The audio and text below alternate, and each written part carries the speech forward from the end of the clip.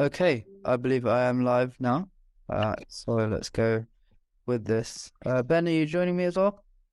Yes. Okay, great. I've just muted the Facebook.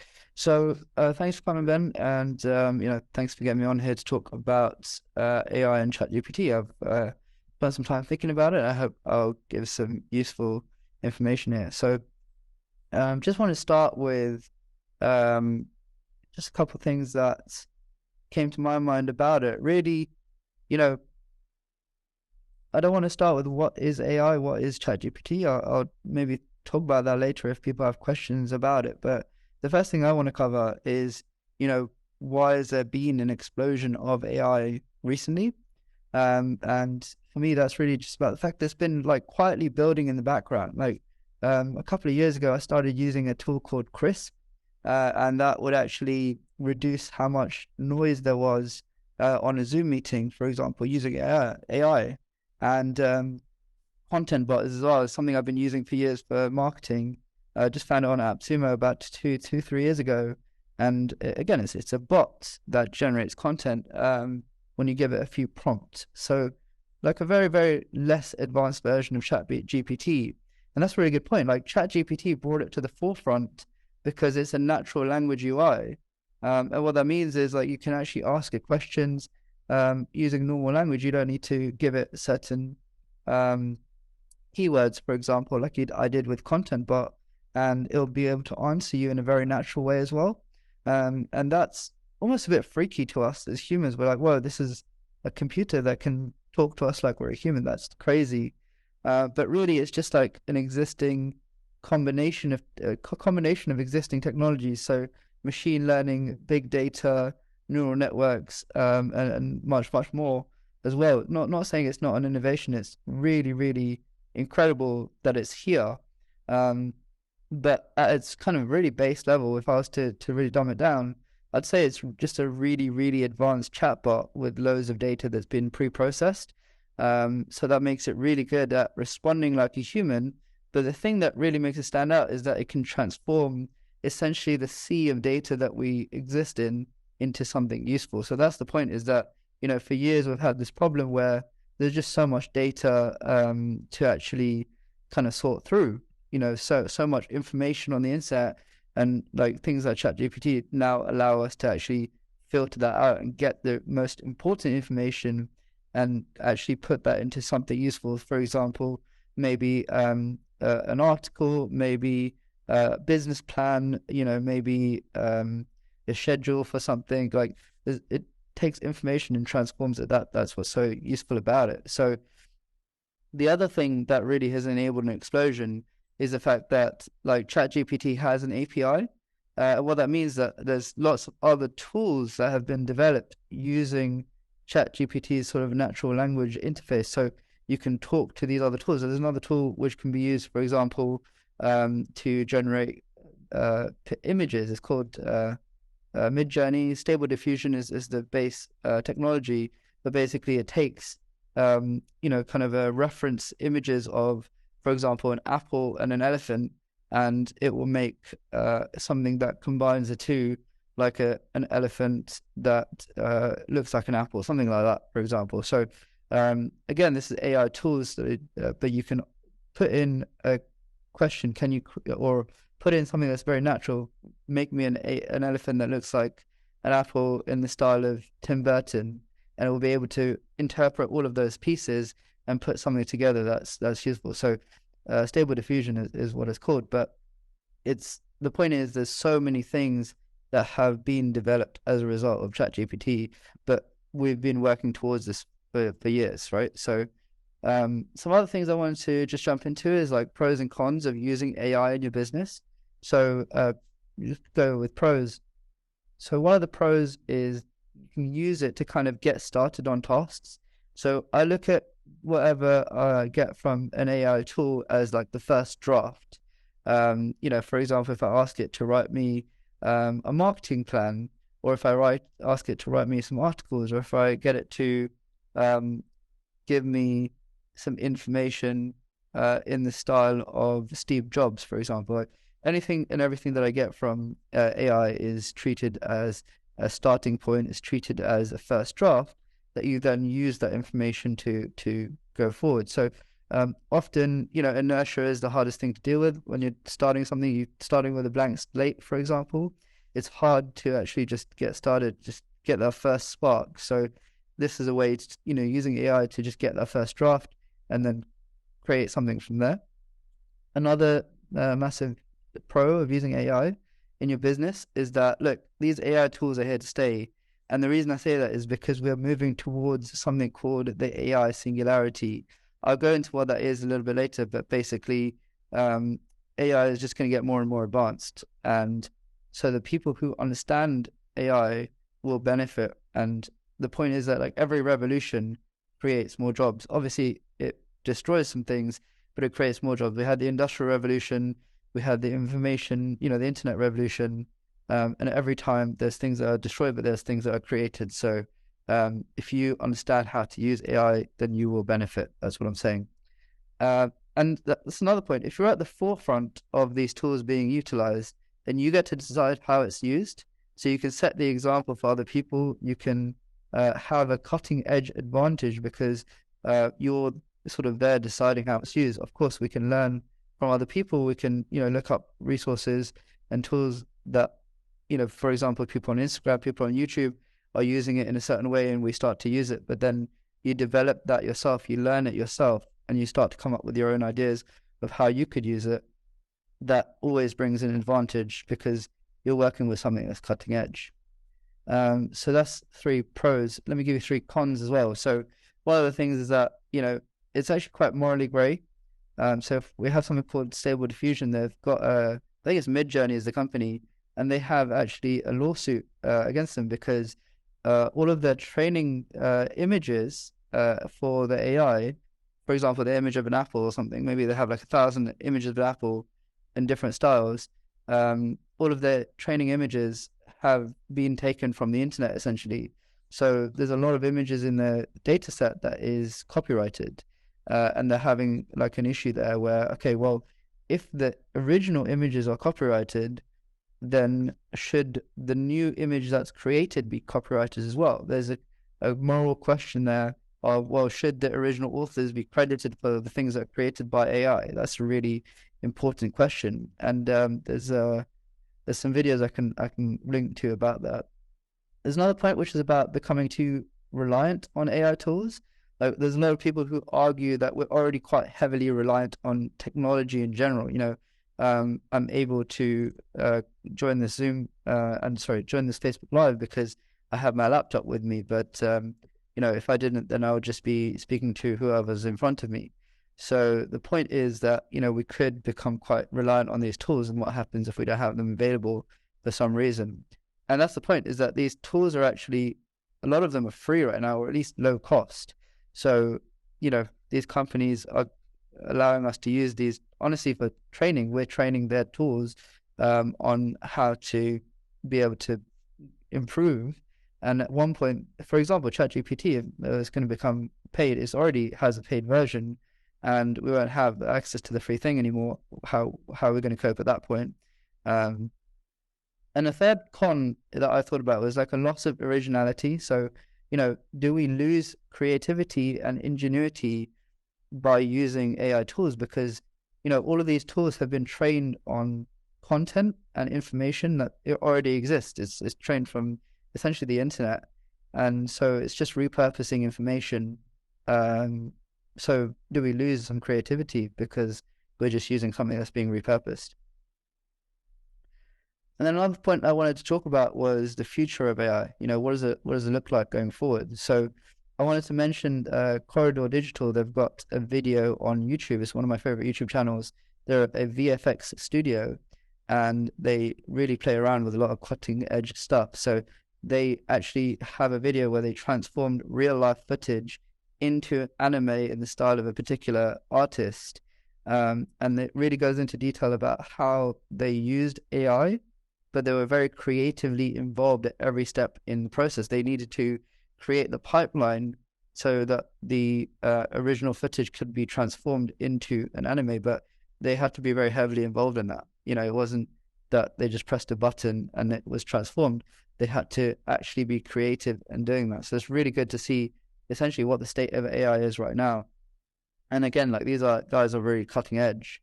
I wanted to also mention, so on Instagram, I follow AI The Revolution and Daily Chat GPT. Again, I'll put these in the comments, but those are just two of the most, sort of useful places that I look for information. AI The Revolution puts a lot of information out about the different tools that are available, different things that you can do with AI, and just like really shows you like how much there is available right now in terms of tools. And Daily Chat GPT is really great for actually just giving you practical steps of how to use specifically Chat GPT, but also other AI tools as well. So there's a really good resources there. A point that I really thought about is that I've heard a lot of people compare AI right now, this kind of explosion, to the sort of dawn of the internet, where, oh wow, like, this got this vast sort of place with loads of data available, loads of connection that is enabling, and like there's loads of websites being created, like there's loads of AI tools being created, for example. And the point about that is, it's quite interesting because I actually look at it more like the sort of Bitcoin boom, like crypto boom, where actually it's like again, there's been things in the past that have kind of alluded to AI. Like I said, there's other tools that have been developed, like with Bitcoin, there were other things that were developed before that sort of tried to do something similar, but nothing quite as well thought out, nothing that quite worked in the same way. And then ChatGPT right now is sort of like the Bitcoin of AI, in that it's the one that's grabbed everyone's attention, and it's the kind of the biggest one right now. In a sense, again, it depends on who you are and what you're looking at, but it's the one that's really getting everyone's attention. And there's all of these like smaller tools, or maybe not even smaller, just other tools. Like I said, there's Midjourney, there's Crisp, there's other tools, especially that are using ChatGPT for the natural language, but doing a lot more with it. With video, there's I've forgotten the name of it, but there's one that actually creates presentations for you from just a prompt. Say, I want a presentation in the style of this, for example. So yeah, that's the way I look at it. The last point of that is, same with Bitcoin, the general public and the just companies in general are going to take a long time to really adapt AI, and they're going to drag their heels with it, just in the same way that they are doing with Bitcoin. So, and crypto. So I would always recommend that you learn how to use it now and still be within sort of the early adopter stage of people using this technology. Coming back to kind of that moral side of things. So, there's going to be more legal cases like with Stable Diffusion, like more of these areas where we're repurposing content, we're repurposing information. We've already got, for example, people being caught using ChatGPT for their assignments at school, for example, and plagiarism is detectors, and AI detectors are being used by teachers, for example, to make sure that the students' work is their own. And the point is that, okay, if students are able to complete these essays using these tools, what's the point of them doing the essays? Might as well go and do something else.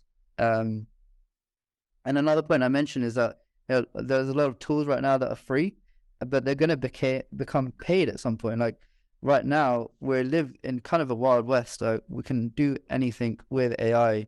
You can go and start using whichever tool you want right now, and there's nothing stopping you really. Like there's no regulation, there's no obviously some of them are paid, but some of them are free.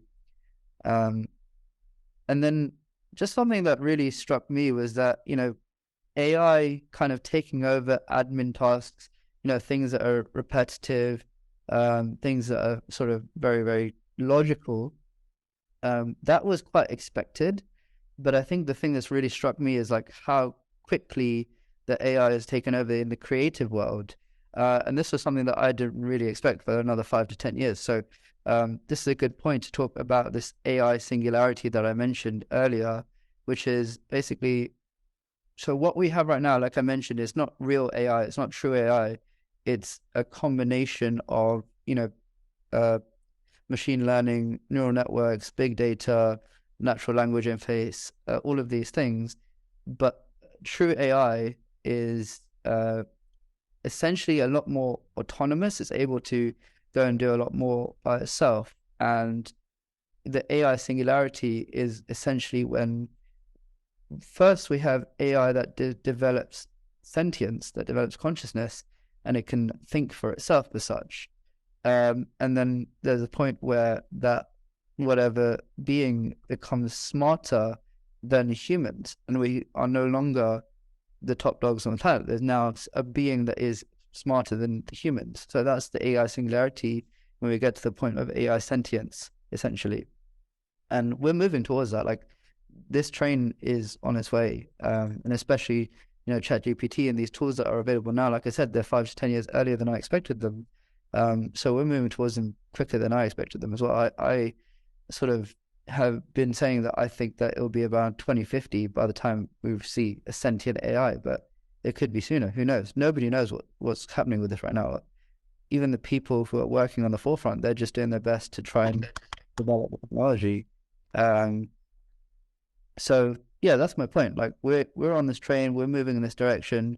You can either jump on board and understand how to use AI, or you'll be fighting against it. There's a guy called Mo Gaudat who I follow, and he posted something just this morning which says, your job won't be taken by AI, but it will be taken by a human who understands how to utilize it. So I know Ben originally asked me to sort of talk about some really practical points of how to use AI in your business. But when I sat down to think about what to talk about, this was what was obvious for me to talk about. And I do have some useful sort of resources that I can leave in the comments and that sort of thing. But if there's any questions, I mean, Ben, if you have any questions, I'll also check on Facebook as well. But that's me for now. There's not a specific question I can think of right now, but I was just pointing out like that I speak to you every day, and I'm quite impressed with like how much knowledge you have on AI and Chat GPT. Just more about like your knowledge on AI. Like, I know that you've always been involved in technology, but yeah, we speak every day, and like I didn't know that you knew so much about like AI and things. So I'm quite impressed. Well, thank you. That's very kind of you to say. I mean, to be honest with you, the reason I went into technology in the first place was because I was really inspired by Iron Man. And, it wasn't the suit that I wanted to create. It was essentially Jarvis, which is sort of like a talking version of ChatGPT. Jarvis it's not quite an AI. Again, it's like ChatGPT, in where it's a natural language interface that Tony Stark can talk to, and the system will do certain actions and respond to him like a human. And that really inspired me. That was like, wow, Right. that's amazing. I would love that. So when I've been following sort of the development of AI and AI related tools like machine learning, like neural networks and that sort of thing for a long time, because I've always wanted to find a way to really get involved in that. And I think this is how, if I can be involved in, for example, understanding these tools and then helping other people to understand how to use them, that's my way to be involved in it, really. And like I said, it's just because I'm just so Yeah. inspired by like what's possible, and like I said, Jarvis from Iron Man is what got me really interested to go and learn about the stuff.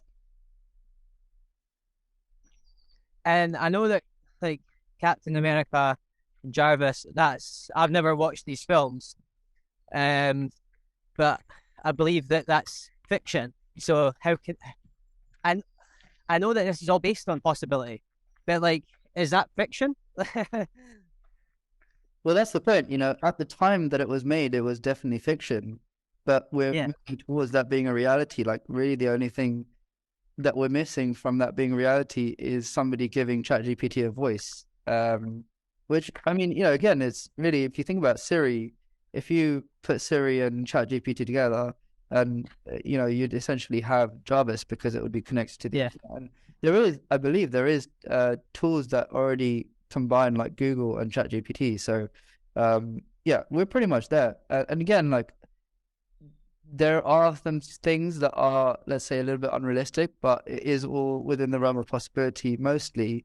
And the more we understand how to use these AI tools, like somebody I work with as a coach of mine, Manmeet Chaudhary, she says the quality of your life is determined by the quality of the questions that you ask. And I think that's really key here. Yeah. Like, what questions are you asking the AI tool? Because, like I mentioned, we have been living in the last 10 years, especially in a sea of data. There's so much information out there. And what we've needed is something that can cut through that information and give us what's useful. And this is exactly what ChatGPT does. That's why it's so valuable, because it does exactly that. It fulfills the biggest problem that we've had with the internet for the last 10 years. Not only does it come back with useful information, it can actually transform that information into things like a schedule, into things like a PowerPoint, into things like images and videos and content, and really useful things like a business plan, for example. So it can take information, transform it, and we can use that information going forward. That's the point. Yeah. So my sort of summary on that is ChatGPT solves the biggest problem we've had with the internet for the last 10 years. And that's why it's valuable. Right. Right. That's really interesting.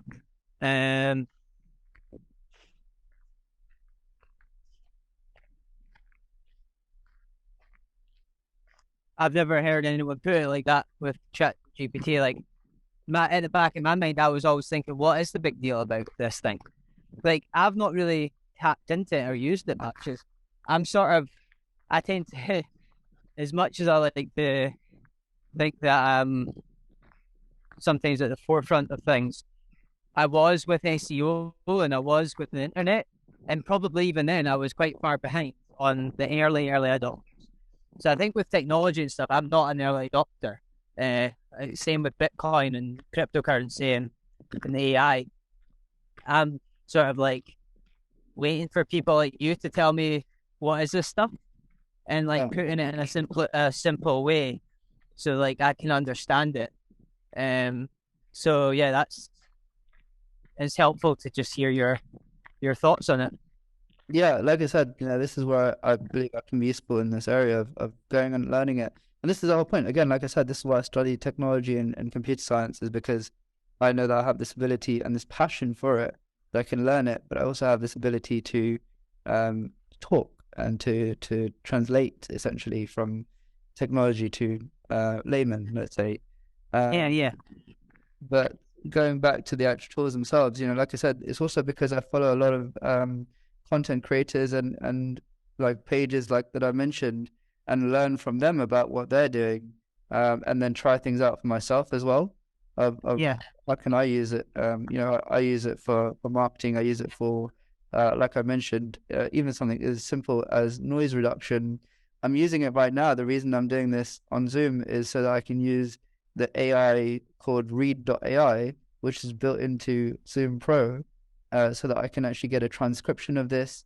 I have like engagement score, a sentiment of like, are people responding positively or not?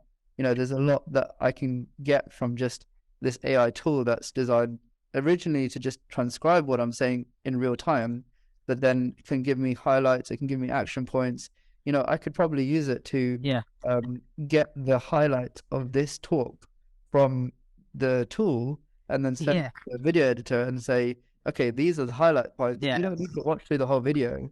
I've now saved myself, let's say, an hour of time, and just get them yeah. to cut those into like snippets rather than get them to watch a whole video. And how does it know what the highlights are?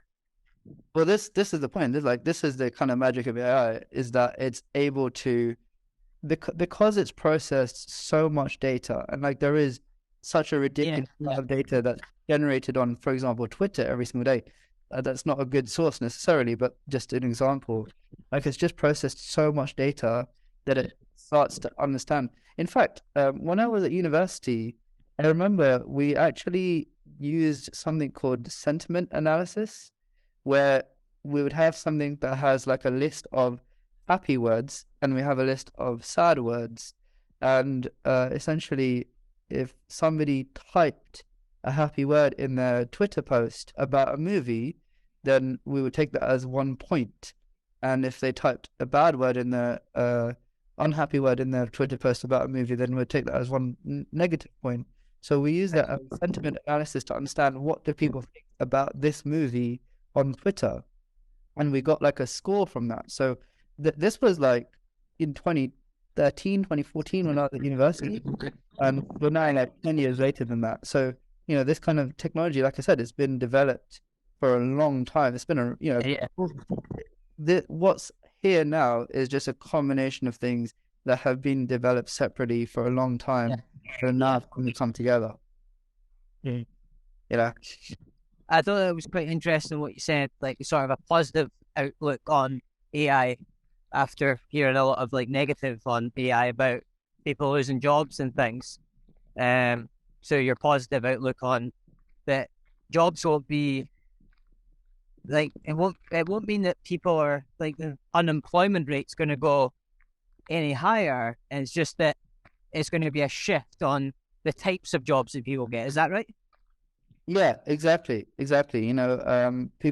Because with any revolution, so like in the Industrial Revolution, so many people had to go and change the kind of jobs they had and go and work in factories because that was where the market was moving. In the sort of digital revolution, let's say, there's so many people, myself included, that went and learned how to use technology in terms of software, in terms of hardware, so they could really get jobs in that field and maximize that. And now this is the next thing. Part of that, this is the AI revolution, where some jobs will be either completely redundant, or they'll, like I said, with my video editor, for example, I will still use the video editor, but maybe I would have less work to give him because there'll be snippets already cut out for me. So instead of an hour work, I'll give them 20 minutes of work or something like that. It's just an example here, but to be honest, I was even seeing something yesterday of a AI tool that can be used to cut footage together with different camera angles. So if I had, let's say, an interview of me and you with 3 different cameras, this tool could just cut them together. So the point is that like it can start to do some really crazy stuff creatively, and that's my point. That's what really surprises me is how creative AI can be. But again, it just comes down to the fact that it's trained on human data. It's trained on what people have already done in some way, shape, or form, whether it's text, whether it's images, whether it's videos. Everything that's been trained on is something that a human has created already. That's why it seems so human. Right. The other thing was, how do you use ChatGPT? Like, say for a complete beginner, it's like, what is ChatGPT? Like, someone like me who can't log into ChatGPT, like, how do you get started with ChatGPT and simply log in and start using the tool and playing about with it? I couldn't get signed up to ChatGPT, so that's one of the reasons I've not used it yet. Yeah. I get frustrated at my dad for things like this, for like having issues with passwords and stuff. I'm like, if my dad just mastered the art of like saving passwords, his life would get so much easier and better. Yeah. And I think about that like in my there's part of that in me, obviously. So anyway, how do you use it on an iPhone? How do you use it on a smartphone? How do you use it on a laptop? Great questions. Before I do answer them, I will just say I'm just looking at the tools, the AI tool that I'm using to analyze this meeting. And a couple minutes ago, when we were talking about the negatives of AI, it said that, okay, there's been a drop in the conversation because we're talking about a negative topic. And then just now, it said, okay, there's been a positive in the conversation because we started to go in a different direction. So thought I'd share that. It's really interesting. Right. And it's been sharing this throughout the call that we've been having. But to answer your question, I'll send a video in the comments that actually explains how to do this. But basically, there's a bit of a trick with the system, because you can't sign up for ChatGPT itself, because if you try to do that, they'll just put you on a waiting list. But there's a company that created ChatGPT called OpenAI, and if you sign up Yes. for an OpenAI account and then log in with that, then you already have an account, so they'll allow you to access ChatGPT. Okay. But, and then what you Okay. So do, give us a 1, 2, 3 simple practical step to start using the AI or Chat GPT. okay, give me 1 second. Let me just double check something here. I'm thinking about my own challenges, and that's why I'm asking this question, pushing you for give us the most simple answer to that, because I'm someone that I consider myself quite advanced in being able to use technology. And if I'm struggling, then I know a lot of people are not going to get on it. Yeah, exactly. So bear with me while I just want to double check one thing about it. But yeah, okay. So if you go step number one, you go to platform.openai.com, and that will allow you to sign up for an account for OpenAI itself. Then once you've got an account signed up, you go to chat.openai.com, and you will actually able to access ChatGPT because you already have an account. And then the third step Okay. is, once you're signed in and set up with ChatGPT, you can then start asking it questions. It's really, really simple, actually. And like I said, I've got a video that can actually explain it, which is good. So once you got onto it, you can then add it as a shortcut onto your iPhone home screen, for example. So then you just tap on that shortcut and it goes straight to All ChatGPT. right. Yeah. Okay. Yeah. Yeah. There's not an actual app for it, is there? No, because it just exists as a web sort of app right now, but there's no like iPhone app or anything right yet. But just looking at it, if you go into the platform of OpenAI, they just have chat, but they also have things like image generation. They have speech to text. They have something that's about text completion. So you can start a sentence and it will finish it for you. So they have other tools than just ChatGPT itself. That's just their most powerful one. So Have you heard of Speechify? yeah. Oh, yeah, exactly. You've shown me Speechify before as well, where it turns text into voice, isn't it? Yeah. Do you know if it does that at all? Not ChatGPT system doesn't do that, but Speechify is definitely something I'd recommend, because I've been using it on your recommendation, and it's really just made my life a lot Yeah. quicker. When I'm looking at a website, instead of reading it, I just listen to Yeah. it, and that's better for me in terms of Yeah. how. Or if someone sends you a huge email. Yeah, exactly. Then you can also take that information in whilst you're on the move, like you are, for example. You're not sort of staring at your phone and listening, looking at what the email says. You could possibly be listening to the email while you're on a walk. Yeah. Yeah. So this has kind of gone a little bit in Yeah. a different direction from AI, but I'm just going to check if there's any questions. Um, okay, Joey, Yeah. gone.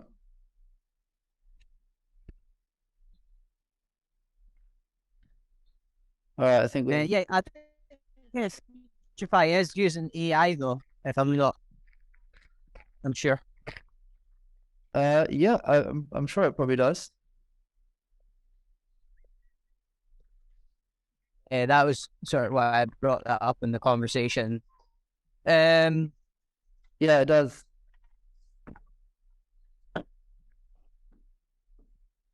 yeah, it's a really smart tool. Like it's really advanced. And remember that tool that I was showing you for getting our SEO campaign running? There's all Yeah. these other tools that can be applied to SEO and digital marketing as well. Yeah, that was an amazing all-in-one tool. Like, it creates videos, it creates thumbnails, it can be used for SEO, it can be used for content, like so much in one tool. It's amazing. Yeah, Video Blaster or something, but it was uh, just mind blowing how much work is getting done, but for you. Yeah.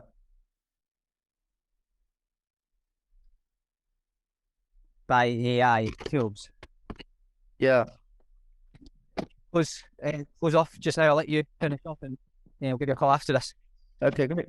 Thanks for joining me, Ben. It's great to have your questions, especially, and interact with you. But I'll just have a look at the comments from Facebook just now.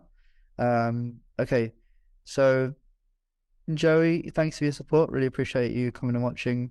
The tool video.ai that can chop a long video like this into 10 to 20-second reels with captions done for you. Like, yeah, exactly. That's amazing. Like, sorry, 10 to 20 reels, not 10 to 20-second reels.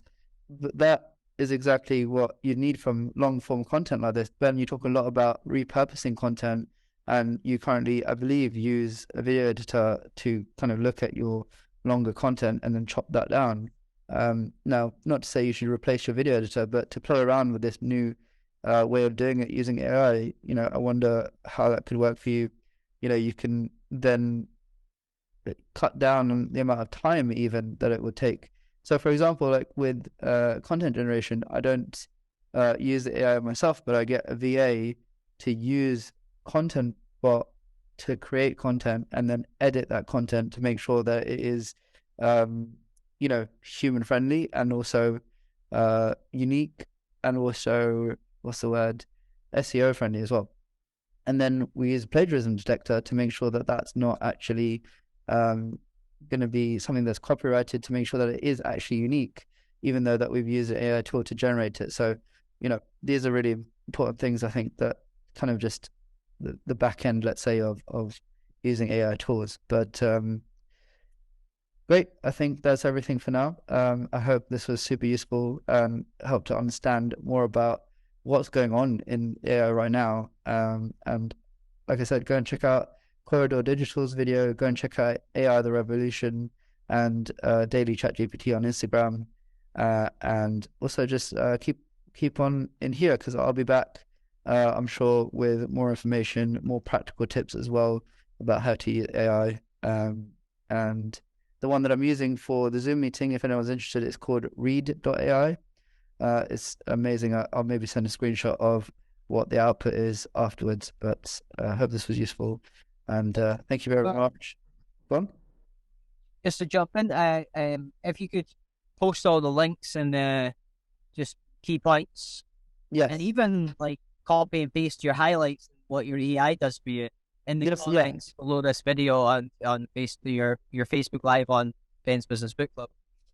Yeah, that's exactly what I'm going to do. Yeah, thanks for that.